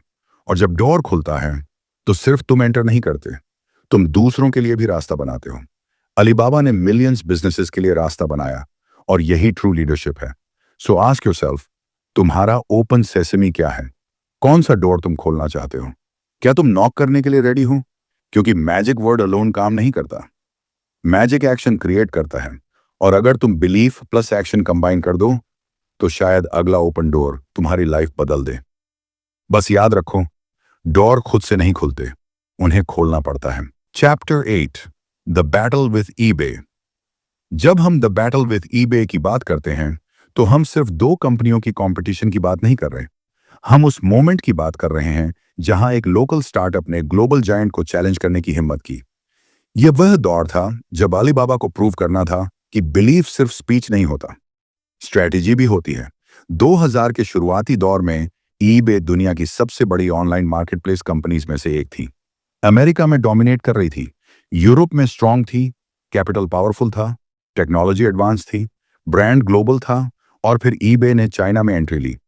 मार्केट एक्सपर्ट्स ने कहा गेम ओवर। लोगों ने कहा अलीबाबा सरवाइव नहीं कर पाएगी। इन्वेस्टर्स डाउटफुल हो गए। इमेजिन करो, तुम एक यंग कंपनी हो, रिसोर्सेज लिमिटेड हैं, एक्सपीरियंस इवॉल्विंग है और सामने एक इंटरनेशनल जायंट खड़ी है। यही था असली टेस्ट। लेकिन जैक मा पैनिक नहीं हुए, उन्होंने रिट्रीट नहीं किया, उन्होंने फाइट चुनी। ये चैप्टर हमें सिखाता है कि कंपटीशन से डरना नहीं चाहिए, कंपटीशन क्लैरिटी देता है। जैक मा समझते थे कि ईबे स्ट्रांग है लेकिन लोकल अंडरस्टैंडिंग कम है। अलीबाबा चाइना के कल्चर को समझती थी, language, behaviour, trust issues, negotiation style, सब लोकल लेवल पर समझा गया था। ईबे ग्लोबल टेम्पलेट लेकर आई थी, अलीबाबा लोकल सोल लेकर आई थी और यही डिफरेंस बना। अलीबाबा ने तौबाओ लॉन्च किया, consumer to consumer marketplace. Smart move, Taobao free listing offer कर रहा था, ईबे फीस चार्ज कर रही थी, तौबाओ लोकल कस्टमर सर्विस दे रहा था। ईबे सेंट्रलाइज सिस्टम पर ऑपरेट कर रही थी, तौबाओ कम्युनिटी बिल्ड कर रहा था। ईबे ट्रांजैक्शनल अप्रोच पर फोकस थी। बैटल सिर्फ प्राइस की नहीं थी, एक्सपीरियंस की थी। जैक मा ने टीम को क्लियर मैसेज दिया, don't copy eBay, understand our users. उन्होंने यूजर एक्सपीरियंस इंप्रूव किया, इंटरफेस सिंपल रखा, कम्युनिकेशन टूल्स ऐड किए, बायर्स और सेलर्स को चैट करने की फैसिलिटी दी। ट्रस्ट चाइना में क्रिटिकल था, पर्सनल कम्युनिकेशन इंपॉर्टेंट थी। ईबे ने ग्लोबल मॉडल अप्लाई किया, अलीबाबा ने लोकल मॉडल डिजाइन किया और धीरे धीरे मोमेंटम शिफ्ट होने लगा। यह चैप्टर एक पावरफुल लीडरशिप लेसन देता है। जब जायंट सामने हो तो साइज नहीं, स्पीड और अंडरस्टैंडिंग मैटर करती है। स्मॉल कंपनीज एजाइल होती हैं, फास्ट डिसीजन ले सकती हैं, एक्सपेरिमेंट कर सकती हैं। जैक मा ने फ्री स्ट्रेटजी अडॉप्ट की, इनिशियली प्रॉफिट फोकस नहीं, user growth focus. Long term vision short term profit से ज्यादा इंपॉर्टेंट था। बैटल टफ थी, ईबे के पास कैपिटल था, अलीबाबा के पास करेज था, जैक मा ने टीम को मोटिवेट किया, ह्यूमर यूज किया, फियर को कॉन्फिडेंस से रिप्लेस किया। उन्होंने कहा, eBay is a shark in the ocean, but we are a crocodile in the Yangtze River. When we fight in the ocean, we lose. When we fight in the river, we win. ये metaphor powerful है। Play on your ground. Competition से जीतने का तरीका copy करना नहीं है, differentiation है। अलीबाबा ने इकोसिस्टम बिल्ड किया, पेमेंट सिस्टम डेवलप किया, कम्युनिटी बिल्ड की, ब्रांडिंग स्ट्रांग की। eBay अग्रेसिव थी, अलीबाबा परसिस्टेंट थी, और धीरे धीरे चाइना मार्केट में अलीबाबा स्ट्रॉन्गर होती गई। eBay इवेंचुअली चाइना में स्ट्रगल करने लगी। बैटल सिर्फ फाइनेंशियल नहीं थी, साइकोलॉजिकल थी। अगर अलीबाबा डर जाती, डिफेंसिव हो जाती, तो शायद स्टोरी अलग होती, लेकिन लीडरशिप काम रही। ये चैप्टर हमें चैलेंज करता है, क्या तुम कंपटीशन से डरते हो या उसे ग्रोथ अपॉर्चुनिटी मानते हो? जब मार्केट क्राउडेड हो तो इनोवेट करो, जब जायंट एंट्री करे तो डिफरेंशिएट करो, जब प्रेशर आए तो क्लैरिटी रखो। बैटल विद eBay हमें यह भी सिखाता है कि लोकल इनसाइट प्राइसलेस होती है। ग्लोबल ब्रांड स्ट्रांग हो सकता है, लेकिन लोकल अंडरस्टैंडिंग डीपर होती है। एंटरप्रेन्योर को मार्केट की पल्स समझनी चाहिए, यूजर बिहेवियर समझो, पेन पॉइंट समझो, कल्चर समझो। जैक मा ने बैटल ईगो से नहीं लड़ी, स्ट्रैटेजी से लड़ी। उन्होंने पेशेंस रखा, टाइम को अलाइ बनाया। बैटल ओवरनाइट विन नहीं हुई, ईयर्स लगे, लेकिन परसिस्टेंस स्ट्रांग थी। आज अगर तुम लाइफ या बिजनेस में कंपटीशन फेस कर रहे हो, तो याद रखो, कंपटीशन प्रूफ है कि अपॉर्चुनिटी रियल है। अगर जायंट इंटरेस्टेड है तो मार्केट वैल्यूएबल है। सवाल यह नहीं है कि कंपटीशन स्ट्रांग है या नहीं, सवाल यह है कि तुम यूनिक क्या ऑफर कर रहे हो। अलीबाबा ने यूनिकनेस चूज की, free model, local service, community focus, trust building tools, और यही कॉम्बिनेशन विनिंग बना। ये चैप्टर हमें करेज सिखाता है। जब ऑड्स अगेंस्ट हों, तब कैरेक्टर टेस्ट होता है। जैक मा ने हार मानने का ऑप्शन कंसिडर नहीं किया। उन्होंने कहा, if you don't give up you still have a chance. Chance effort से आता है, एफर्ट बिलीफ से आता है। बैटल विद eBay हमें यह मैसेज देता है, don't fight on someone else's terms, create your own battlefield, focus on your strengths, understand your users, stay patient, और याद रखो, जायंट भी वल्नरेबल होते हैं। अगर तुम एजाइल हो, क्रिएटिव हो, परसिस्टेंट हो, तो स्केल पॉसिबल है। अलीबाबा ने प्रूव किया कि साइज डेस्टिनी डिसाइड नहीं करता, माइंड सेट करता है। और अगर एक चाइनीज स्टार्टअप ग्लोबल जायंट को चैलेंज कर सकता है, तो तुम भी अपनी लाइफ के जायंट्स को चैलेंज कर सकते हो। बस क्लैरिटी चाहिए, करेज चाहिए, कमिटमेंट चाहिए, because every battle defines your next level. और कभी कभी बिगेस्ट कॉम्पिटिशन तुम्हें स्ट्रॉन्गेस्ट वर्जन बना देता है। Chapter 9, building trust. जब हम बिल्डिंग ट्रस्ट की बात करते हैं, तो हम अलीबाबा की सबसे बड़ी जीत की बात कर रहे हैं। टेक्नोलॉजी बनाना आसान है, वेबसाइट बनाना आसान है, मार्केटिंग करना आसान है, लेकिन ट्रस्ट बनाना यह सबसे कठिन काम है। और बिना ट्रस्ट के कोई भी मार्केट प्लेस सर्वाइव नहीं कर सकता। सोचो, अर्ली 2000s का चाइना, इंटरनेट नया था, ऑनलाइन पेमेंट रिस्की लगती थी। बायर्स डरते थे कि पैसा भेज देंगे और प्रोडक्ट नहीं मिलेगा। सेलर्स डरते थे कि प्रोडक्ट भेज देंगे और पैसा नहीं मिलेगा। ये एनवायरनमेंट फियर से भरा था, और बिजनेस फियर में ग्रो नहीं करता, ट्रस्ट में ग्रो करता है। जैक मा समझते थे कि अगर अलीबाबा को लॉन्ग टर्म सर्वाइव करना है, तो सबसे पहले ट्रस्ट बिल्ड करना होगा।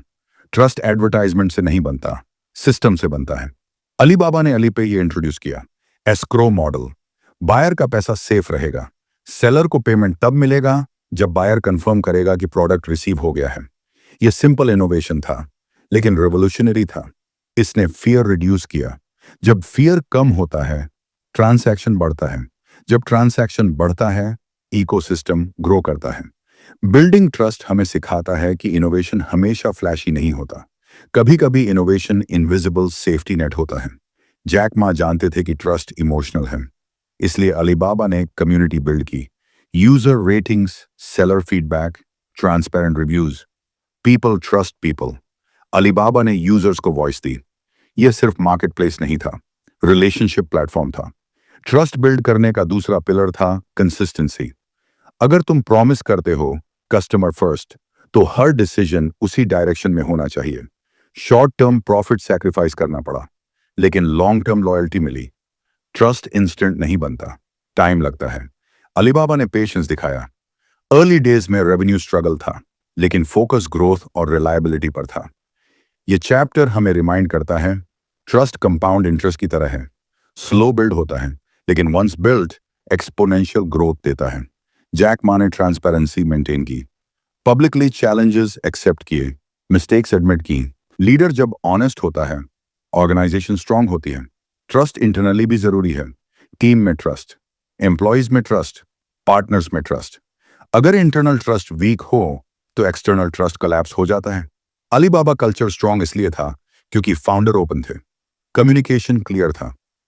ट्रस्ट बिल्ड करने का एक और फैक्टर है लॉन्ग टर्म थिंकिंग। अगर तुम क्विक गेन के लिए अनएथिकल शॉर्टकट लेते हो तो ट्रस्ट डिस्ट्रॉय हो जाता है। जैक मा रिपीटेडली कहते थे, we are not making money first, we are building trust first. ये पावरफुल फिलॉसफी है। आज के डिजिटल वर्ल्ड में ट्रस्ट करेंसी है। Data privacy issues, fraud risks, fake reviews, competition intense है, लेकिन ब्रांड वही सरवाइव करता है जिस पर लोग भरोसा करते हैं। बिल्डिंग ट्रस्ट हमें यह भी सिखाता है कि ट्रस्ट फियर को रिप्लेस करता है, फियर बायर को रोकता है, ट्रस्ट बायर को एक्शन लेने के लिए मोटिवेट करता है, फियर सेलर को हेजिटेट कराता है, ट्रस्ट सेलर को एक्सपैंड करने के लिए एनकरेज करता है। अलीबाबा ने स्मॉल बिजनेसेस को एम्पावर किया क्योंकि प्लेटफॉर्म ट्रस्टवर्दी था। ट्रस्ट एक इनविजिबल एसेट है, बैलेंस शीट पर नहीं दिखता, लेकिन वैल्यूएशन बढ़ाता है। जैक मा ने रियलाइज किया कि अगर अलीबाबा ट्रस्टवर्दी ब्रांड बन गई तो कंपटीशन स्ट्रांग होने के बावजूद सरवाइव करेगी, और यही हुआ। ईबे पावरफुल थी, कैपिटल स्ट्रांग था, लेकिन लोकल ट्रस्ट बिल्डिंग में अलीबाबा अहेड थी। यह चैप्टर तुम्हें चैलेंज करता है, क्या तुम अपनी लाइफ में ट्रस्ट बिल्ड कर रहे हो? क्या लोग तुम्हारे वर्ड पर भरोसा कर सकते हैं? क्या तुम्हारा ब्रांड रिलायबल है, बिजनेस हो या पर्सनल लाइफ? ट्रस्ट फाउंडेशन है। अगर ट्रस्ट वीक है तो ग्रोथ फ्रेजाइल है, अगर ट्रस्ट स्ट्रांग है तो ग्रोथ सस्टेनेबल है। ट्रस्ट बिल्ड करने के लिए 3 चीजें जरूरी हैं: clarity, consistency, integrity. Clear communication, consistent action, ethical decision. Jack Ma ने टेक्नोलॉजी से ज्यादा साइकोलॉजी समझी। उन्होंने समझा कि ऑनलाइन वर्ल्ड में ह्यूमन इमोशन सेम रहता है। People want safety, people want fairness, people want reliability. Alibaba ने इन तीनों को प्रायोरिटाइज किया और धीरे धीरे मार्केट प्लेस पावरफुल इकोसिस्टम बन गया। आज अगर तुम एंटरप्रेन्योर बनना चाहते हो तो रिमेंबर, प्रोडक्ट गुड होना चाहिए, मार्केटिंग स्मार्ट होनी चाहिए, लेकिन ट्रस्ट अनबीटेबल होना चाहिए। ट्रस्ट बिल्ड करो बिफोर स्केल करो, रेपुटेशन बिल्ड करो बिफोर एक्सपेंशन करो, because once trust breaks, rebuild करना टफेस्ट है। अलीबाबा की ग्रोथ नंबर से इंप्रेसिव है, लेकिन फाउंडेशन ट्रस्ट है, और यही लेसन टाइमलेस है। लाइफ में भी यही प्रिंसिपल काम करता है। रिलेशनशिप्स ट्रस्ट पर चलते हैं, लीडरशिप ट्रस्ट पर चलती है, टीम्स ट्रस्ट पर ग्रो करती हैं। अगर तुम लॉन्ग टर्म इंपैक्ट चाहते हो तो ट्रस्ट इन्वेस्ट करो। It may not give instant return, but it gives permanent value. Jack Ma ने बिजनेस को ट्रांजैक्शन नहीं बनाया, रिलेशनशिप बनाया, और रिलेशनशिप ट्रस्ट से बनती है। इसलिए याद रखो, सक्सेस टेम्पररी हो सकती है, ट्रस्ट सस्टेनेबल होता है। Build trust, protect trust, honour trust, क्योंकि जब लोग तुम पर भरोसा करते हैं तो दरवाजे खुद खुलते हैं, और वही असली पावर है। Trust is not just a strategy, it is the foundation of everything you build. Chapter 10, Taobao's triumph. जब हम ताओबाओ's ट्रायम्फ की बात करते हैं तो हम सिर्फ एक बिजनेस विक्ट्री की बात नहीं कर रहे। हम उस मोमेंट की बात कर रहे हैं जब बिलीफ ने डाउट को हराया, जब लोकल अंडरस्टैंडिंग ने ग्लोबल पावर को चुनौती दी, और जब परसिस्टेंस ने प्रेशर को डिफीट किया। ताओबाओ की शुरुआत आसान नहीं थी। मार्केट ऑलरेडी कंपेटिटिव था। ईबे जैसी जायंट कंपनी चाइना में स्ट्रॉन्ग प्रेजेंस बना चुकी थी।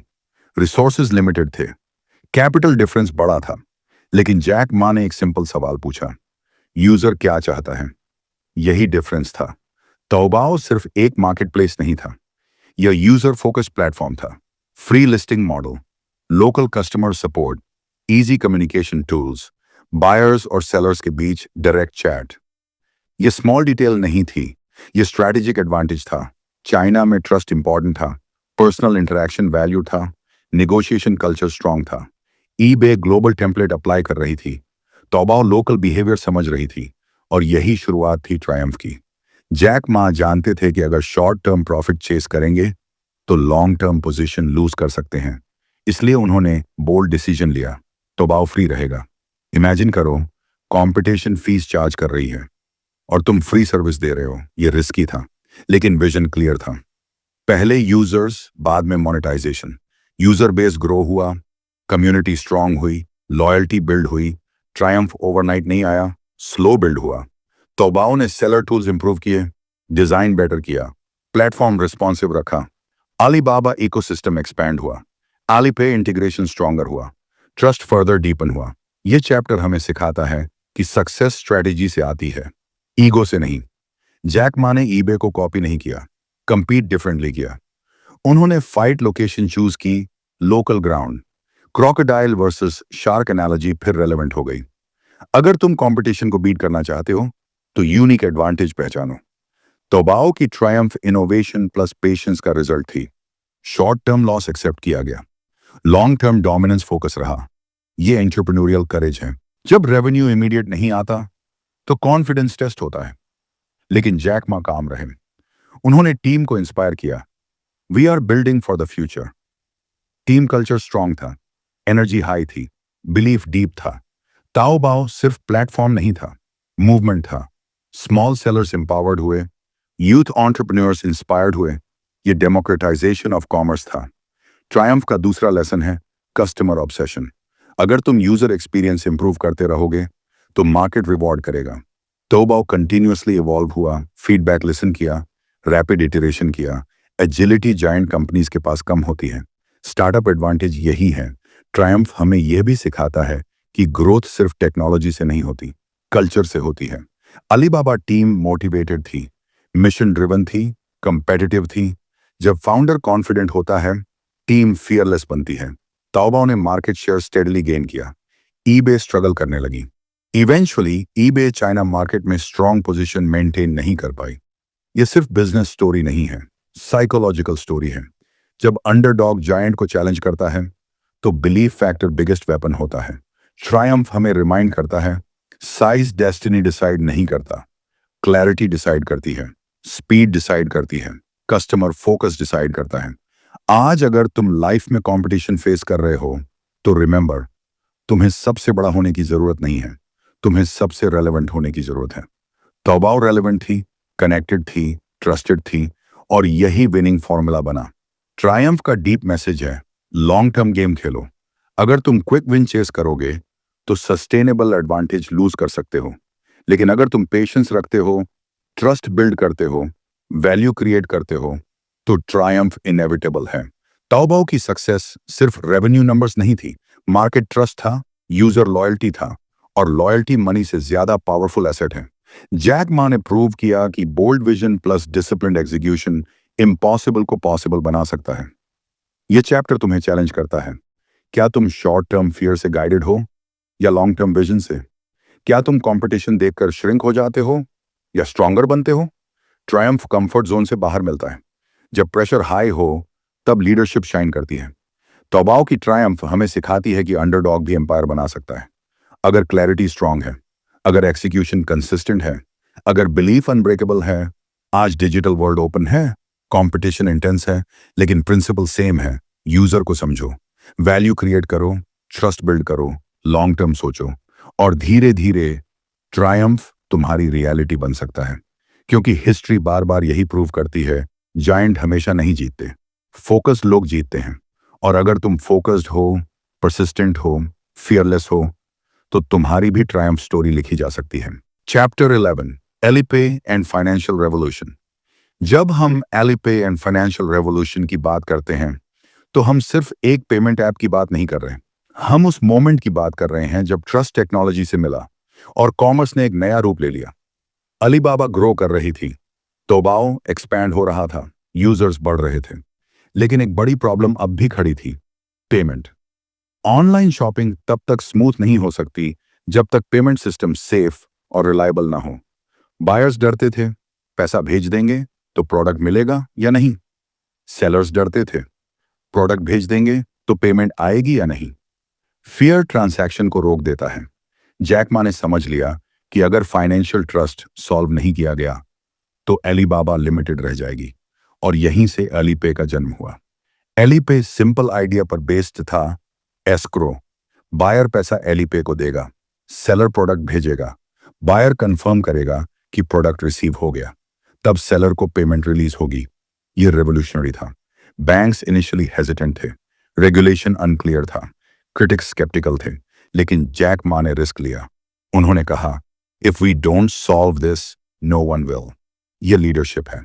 अलीपे ने ट्रांजैक्शन को सिक्योर बनाया, ट्रस्ट गैप कम किया, फियर रिड्यूस किया। और जब फियर कम होता है तो इकोनॉमी एक्सेलरेट होती है।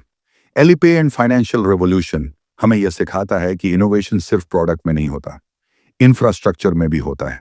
एलीपे ने सिर्फ पेमेंट प्रोसेस आसान नहीं किया, उसने फाइनेंशियल इंक्लूजन शुरू की। मिलियंस लोगों के पास ट्रेडिशनल बैंकिंग एक्सेस नहीं था, लेकिन मोबाइल फोन था। एलीपे ने फाइनेंशियल सर्विसेज डेमोक्रेटाइज की। Small merchants online payment accept कर सकते थे, कंज्यूमर्स इजीली पे कर सकते थे।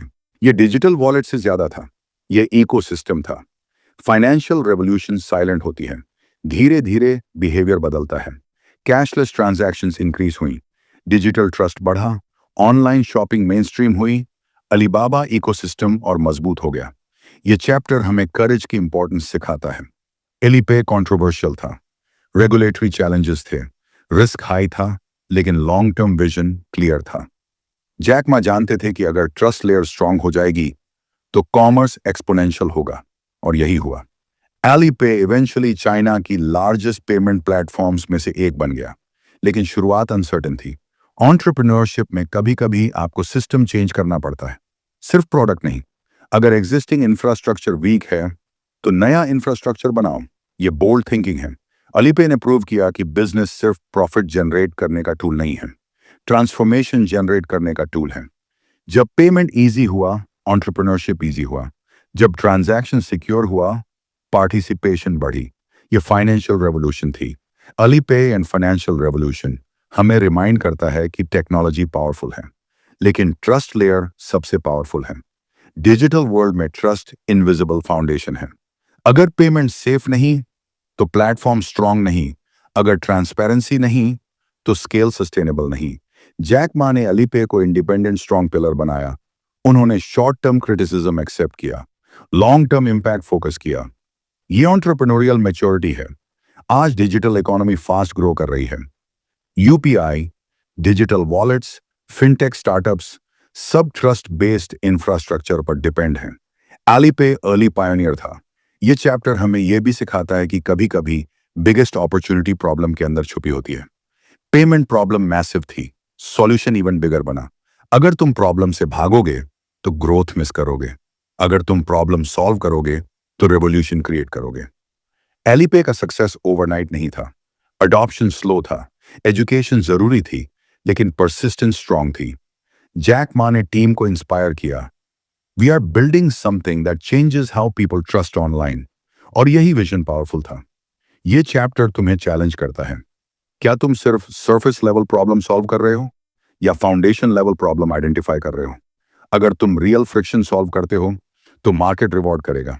एलीपे ने फ्रिक्शन रिमूव किया, और फ्रिक्शन रिमूव करना एंटरप्रेन्योरशिप का कोर है। Trust plus technology equals transformation. Financial revolution fancy slogan नहीं था, डेली बिहेवियर चेंज था। मिलियंस लोगों ने डिजिटल पेमेंट अडॉप्ट किया, कन्वीनियंस एक्सपीरियंस किया। और जब कन्वीनियंस प्लस ट्रस्ट कंबाइन होता है तो हैबिट बनती है। हैबिट मार्केट डोमिनेट करती है। अलीबाबा सिर्फ ई कॉमर्स कंपनी नहीं रही, फिनटेक इकोसिस्टम बन गई। ये डाइवर्सिफिकेशन स्ट्रेटेजी भी थी, स्मार्ट ग्रोथ था। एलीपे एंड फाइनेंशियल रेवोल्यूशन हमें फाइनल मैसेज देता है, बोल्ड आइडियाज रिस्की लगते हैं, लेकिन सेफ आइडियाज रेयरली रेवोल्यूशनरी होते हैं। अगर तुम स्टेटस को फॉलो करोगे तो एवरेज रिजल्ट मिलेगा, अगर तुम सिस्टम रीथिंक करोगे तो इंपैक्ट मिलेगा। जैक मा ने पेमेंट सिस्टम रीथिंक किया और दुनिया बदल गई। आज तुम्हारी लाइफ में कौन सा फ्रिक्शन है, कौन सा ट्रस्ट गैप है, कौन सी प्रॉब्लम अनसॉल्व्ड है? शायद वहीं तुम्हारा अपॉर्चुनिटी छुपा है। Because every revolution begins with one decision to solve what others are afraid to touch. और जब तुम courage plus clarity plus commitment combine करते हो तो फाइनेंशियल रेवोल्यूशन ही नहीं, पर्सनल रेवोल्यूशन भी पॉसिबल हो जाती है। Chapter 12, new retail and expansion.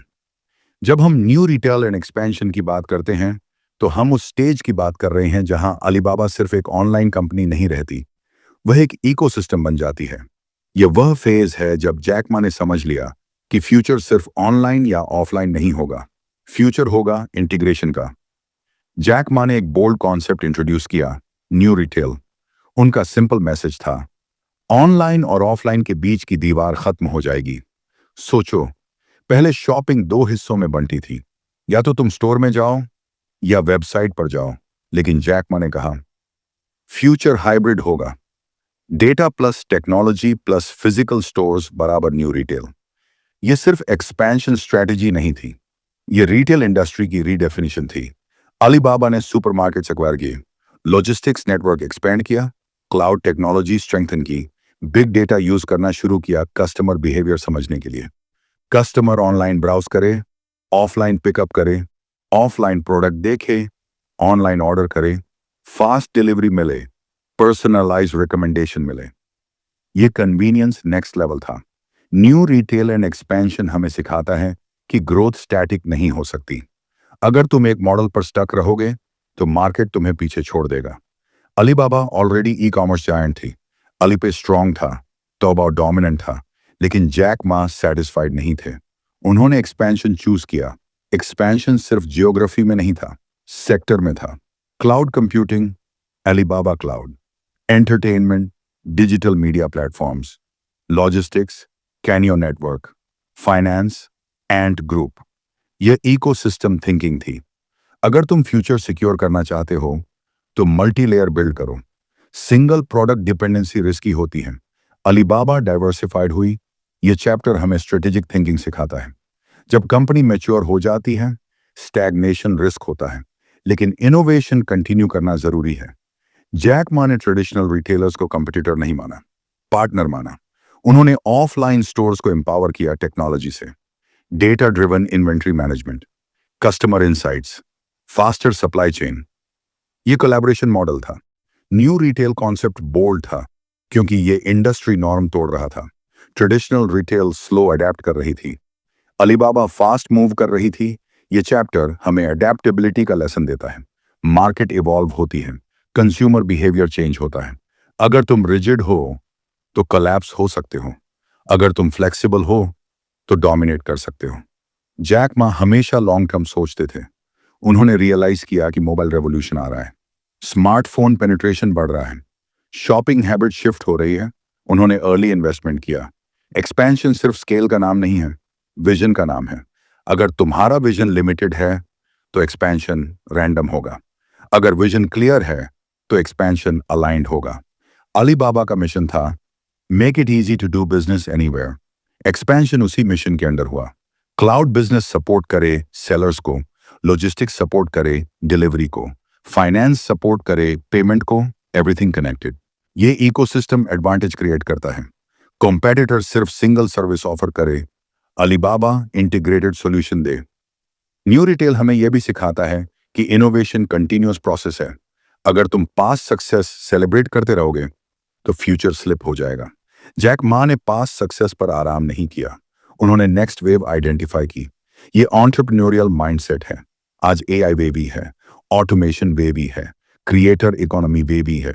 जो नेक्स्ट वेव आइडेंटिफाई करेगा वही नेक्स्ट लेवल रीच करेगा।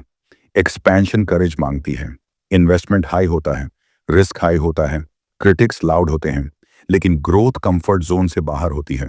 न्यू रिटेल स्ट्रेटजी कंट्रोवर्शियल भी थी, लेकिन बोल्ड आइडियाज इनिशियली कंट्रोवर्शियल होते ही हैं। ये चैप्टर तुम्हें चैलेंज करता है। क्या तुम ग्रोथ फेज में एक्सपेरिमेंट करोगे या सेफ खेलोगे? क्या तुम फ्यूचर एंटिसिपेट करोगे या ट्रेंड फॉलो करोगे?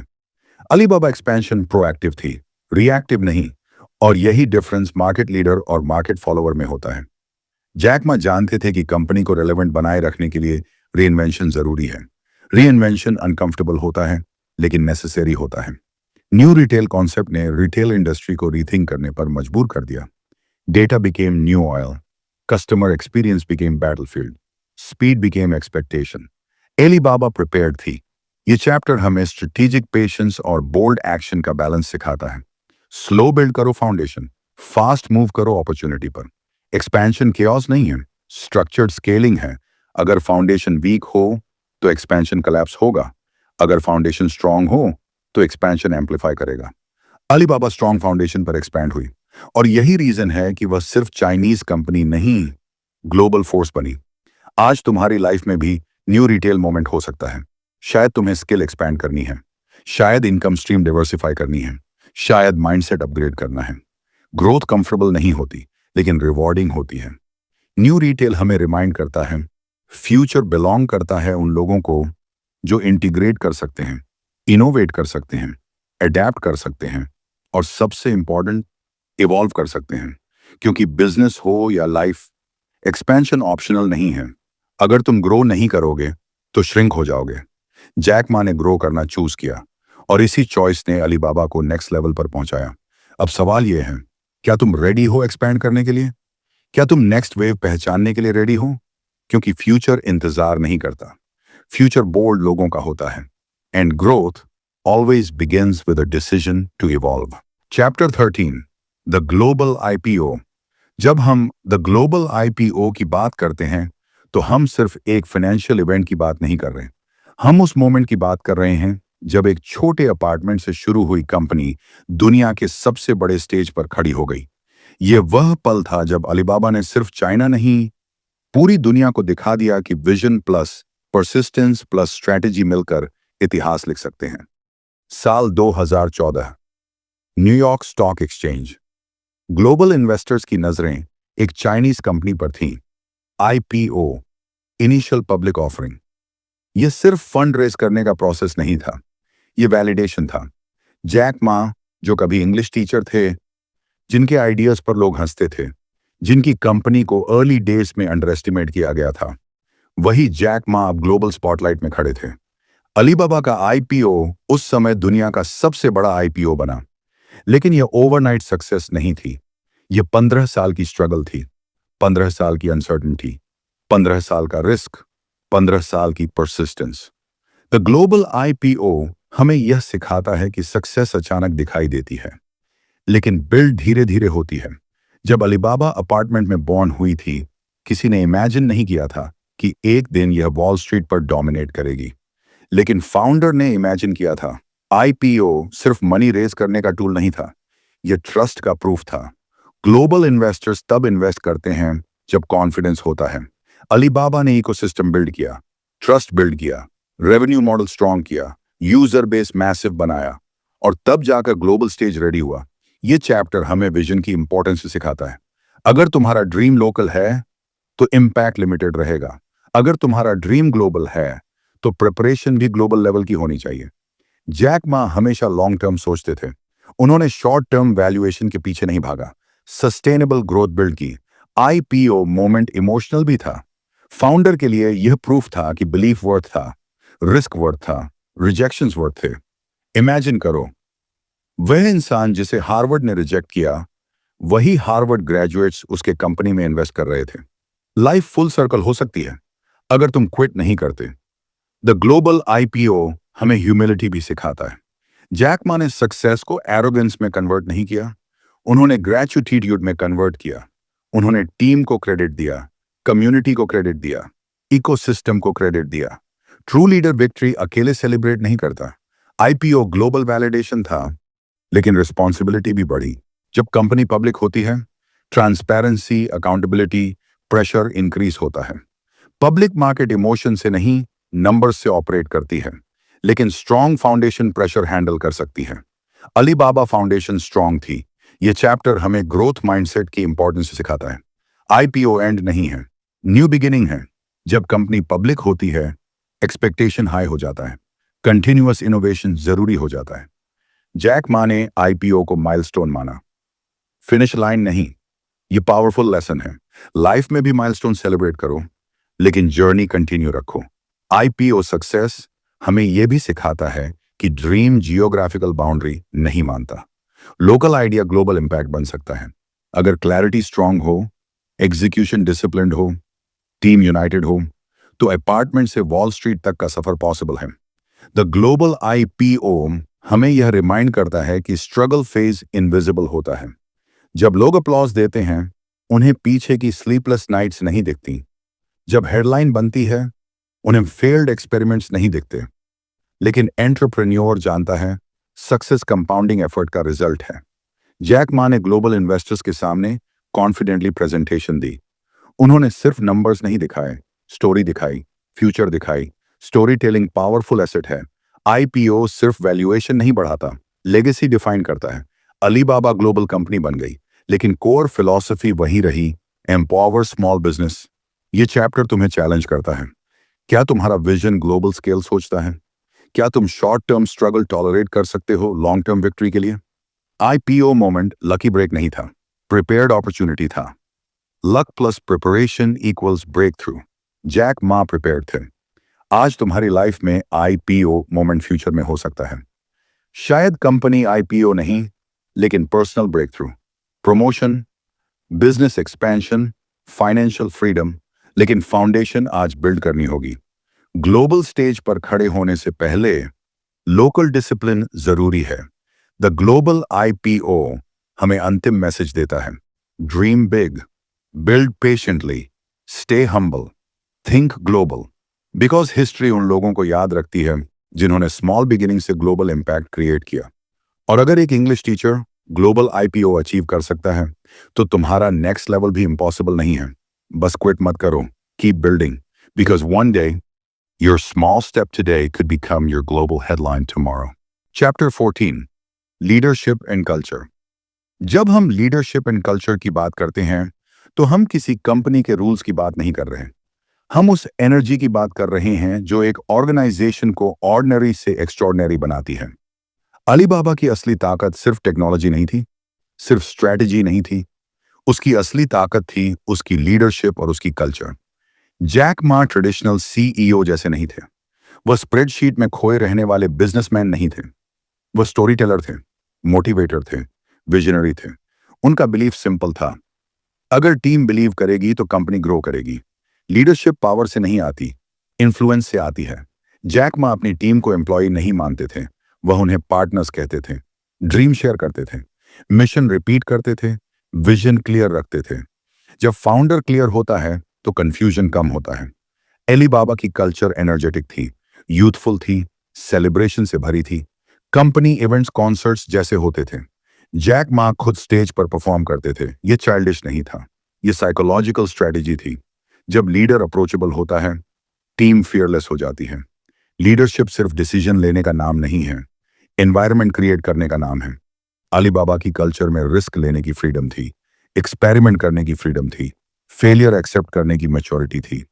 जैक मा कहते थे, fail fast, learn fast.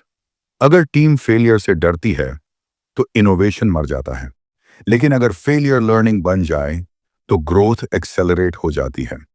Leadership and culture हमें यह सिखाता है कि स्ट्रॉन्ग कल्चर इनविजिबल एडवांटेज है। टेक्नोलॉजी कॉपी हो सकती है, बिजनेस मॉडल कॉपी हो सकता है, लेकिन कल्चर कॉपी करना ऑलमोस्ट इम्पॉसिबल है। अलीबाबा की कल्चर ट्रस्ट पर बिल्ड थी। Internal trust plus external trust equals sustainable growth. Jack Ma humble थे, उन्होंने खुद को हीरो नहीं बनाया, टीम को स्पॉटलाइट दिया। ट्रू लीडर क्रेडिट शेयर करता है, ब्लेम एब्जॉर्ब करता है। जब कंपनी क्राइसिस में होती थी, जैक मा फ्रंट पर आते थे। जब सक्सेस आती थी, टीम को आगे करते थे। ये सर्वेंट लीडरशिप है।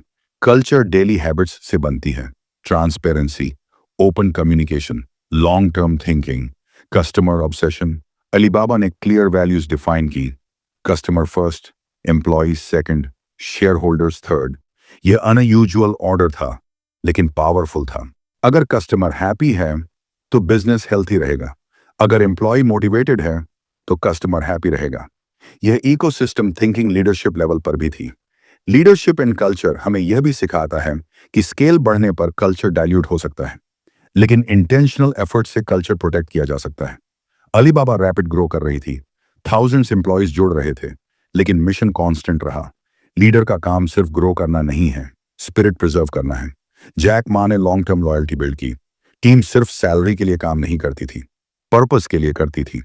पर्पस सैलरी से ज्यादा पावरफुल मोटिवेटर है। यह चैप्टर तुम्हें चैलेंज करता है।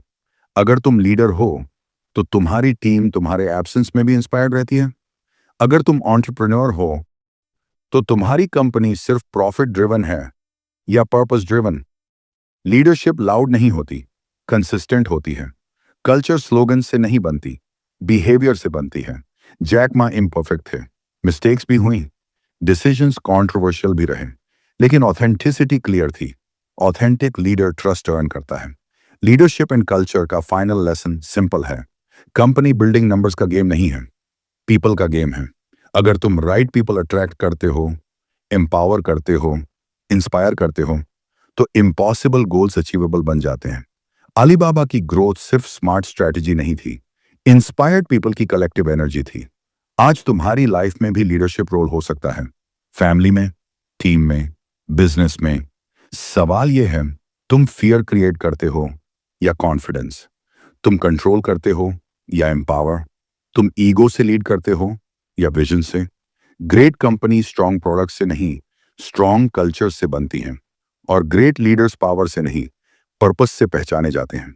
जैक मा ने प्रूव किया कि स्मॉल बिगिनिंग से ग्लोबल एम्पायर बन सकता है, अगर लीडरशिप ऑथेंटिक हो और कल्चर अलाइंड हो। और शायद यही अलीबाबा की सबसे बड़ी लेगेसी है, not just a company but a mindset. और अगर तुम लीडरशिप सीख लेते हो, कल्चर बिल्ड करना सीख लेते हो, तो तुम्हारा इम्पैक्ट भी लिमिटेड नहीं रहेगा। क्योंकि आखिर में सक्सेस स्ट्रेटजी से ग्रो होती है, लेकिन कल्चर से सस्टेन होती है। Chapter 15, the future of Alibaba. जब हम द फ्यूचर ऑफ अलीबाबा की बात करते हैं, तो हम सिर्फ एक कंपनी के अगले कदम की बात नहीं कर रहे हैं। हम उस माइंडसेट की बात कर रहे हैं जो हमेशा फ्यूचर को आज से पहले देखता है। क्योंकि जो लोग फ्यूचर को इमेजिन कर लेते हैं, वही लोग उसे क्रिएट भी करते हैं। अलीबाबा की जर्नी अपार्टमेंट से शुरू हुई थी।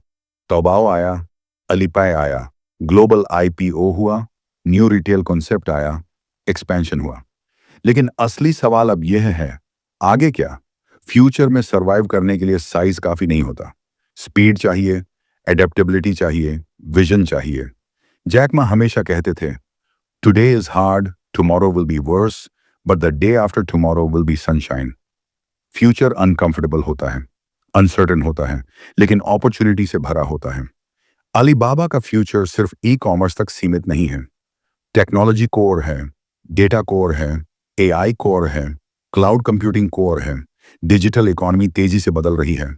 एआई डिसीजन मेकिंग बदल रहा है, ऑटोमेशन सप्लाई चेन बदल रहा है, ब्लॉकचेन फाइनेंस बदल रहा है, ग्लोबलाइजेशन नए रूप में आ रहा है। अगर कंपनी इवॉल्व नहीं करेगी तो इरेलेवेंट हो जाएगी। द फ्यूचर ऑफ अलीबाबा हमें यह सिखाता है कि पास्ट सक्सेस गारंटी नहीं है, फ्यूचर अर्न्ड होता है डेली एफर्ट से। Alibaba cloud business already strong pillar है, data intelligence business growth engine है। फ्यूचर रिटेल सिर्फ शॉपिंग नहीं होगा, एक्सपीरियंस होगा, personalised recommendation, instant delivery, smart logistics, integrated payment systems. Consumer expectation बढ़ रही है। अगर कंपनी एक्सपेक्टेशन से तेज मूव नहीं करेगी, तो कंपटीशन आगे निकल जाएगा। फ्यूचर लीडरशिप भी इवॉल्व होगी। फाउंडर चेंज हो सकते हैं, मैनेजमेंट शिफ्ट हो सकता है, लेकिन कल्चर स्टेबल रहना चाहिए।